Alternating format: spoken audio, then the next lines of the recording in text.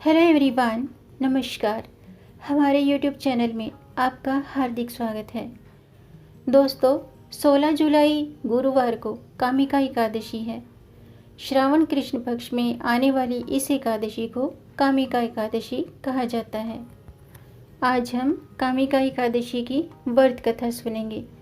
तो वीडियो शुरू करने से पहले आपसे अनुरोध है, अगर आप इस चैनल पर नए आए हैं और पहली बार आए हैं तो इस चैनल को सब्सक्राइब कर दीजिए और बेल आइकन बटन भी प्रेस कर दीजिए ताकि आने वाली वीडियो देख सकेंगे आप सबसे पहले। और जिन्होंने ये चैनल सब्सक्राइब कर दिया है उनका दिल से आभार, बहुत बहुत धन्यवाद।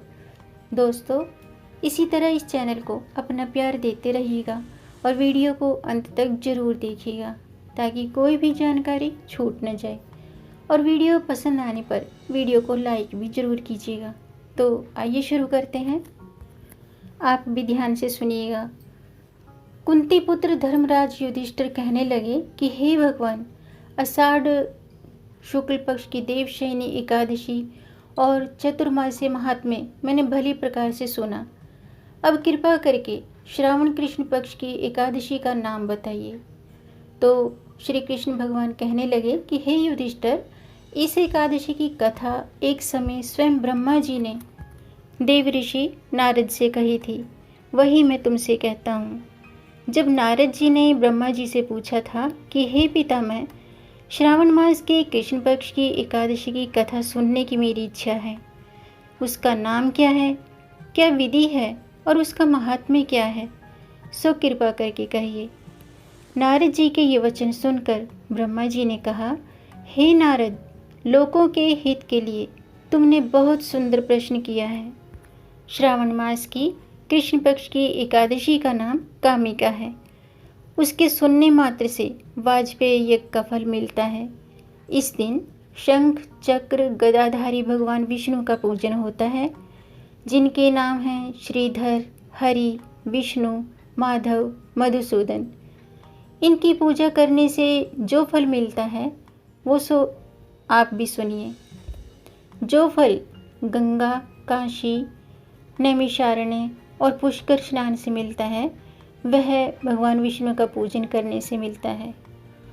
जो फल सूर्य और चंद्र ग्रहण पर कुरुक्षेत्र और काशी में स्नान करने से, समुद्र वन सहित पृथ्वी दान करने से, सिंह राशि के बृहस्पति में गोदावरी और गंडकी नदी में स्नान करने से भी प्राप्त नहीं होता है, वह भगवान विष्णु के पूजन से मिलता है।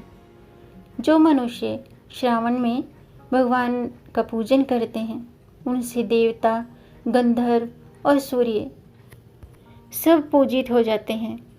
और पापों से डरने वाले मनुष्य को कामिका एकादशी का व्रत और भगवान विष्णु का पूजन अवश्य करना चाहिए। पाप रूपी कीचड़ में फंसे हुए और संसार रूपी समुद्र में डूबे हुए मनुष्यों के लिए इस एकादशी का व्रत और भगवान विष्णु का पूजन अत्यंत आवश्यक है। इससे बढ़कर पापों का नाश करने का कोई और उपाय नहीं है। हे नारद, स्वयं भगवान ने यही कहा है कि कामिका व्रत से जीव कुयोनि को प्राप्त नहीं होता। जो मनुष्य इस एकादशी के दिन भक्तिपूर्वक तुलसी दल भगवान विष्णु को अर्पण करते हैं वे संसार के समस्त पापों से दूर रहते हैं। विष्णु भगवान रत्न, मोती, मणि और आभूषण इन चीज़ों से इतने प्रसन्न नहीं होते जितना तुलसी दल से प्रसन्न होते हैं।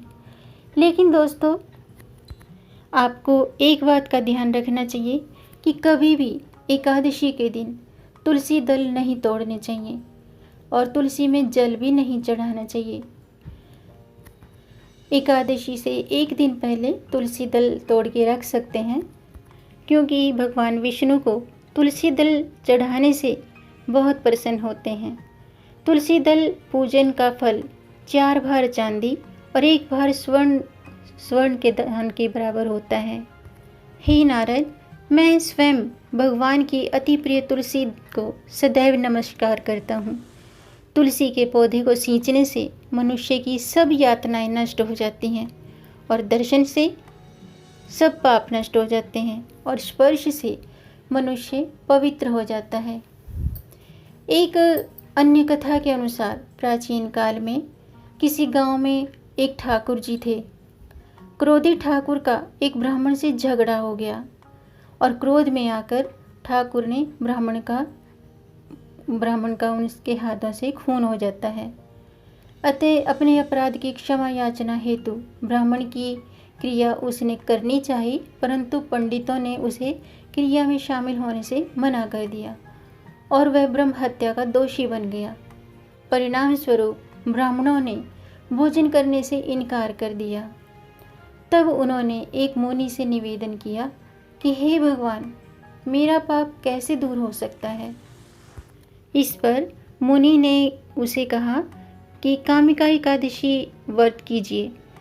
कामिका एकादशी व्रत करने की उसे प्रेरणा दी। ठाकुर ने वैसा ही किया जैसा मुनि ने उसे कहा था। जब रात्रि में भगवान की प्रतिमा के पास वह शयन कर रहा था, तभी उसे स्वप्न में भगवान विष्णु दर्शन देते हैं और उसके पापों को दूर करके उसे क्षमादान देते हैं। कामिका एकादशी की रात्रि को दीपदान और जागरण के फल का महात्म्य चित्रगुप्त भी नहीं कह सकते। जो इस एकादशी की रात्रि को भगवान के मंदिर में दीपक जलाते हैं और घी या तेल का दीपक जलाते हैं, वे 100 करोड़ दीपकों से प्रकाशित होकर सूर्य लोक को जाते हैं। ब्रह्मा जी कहते हैं कि हे नारद, कामिका एकादशी के व्रत का महात्म्य श्रद्धा से सुनने और पढ़ने वाला मनुष्य सभी पापों से मुक्त होकर विष्णु लोक को जाता है। ब्रह्म हत्या तथा भ्रूण हत्या, इन सभी पापों को नष्ट करने वाली इस कामिका एकादशी का व्रत मनुष्य को यत्न के साथ करना चाहिए, श्रद्धा के साथ करना चाहिए। तो दोस्तों, उम्मीद है आपको ये जानकारी अच्छी लगी होगी। आज हमने कामिका एकादशी की व्रत कथा सुनी। अगर आपको ये वीडियो अच्छी लगी हो, ये जानकारी अच्छी लगी हो, तो आप लाइक कर सकते हैं।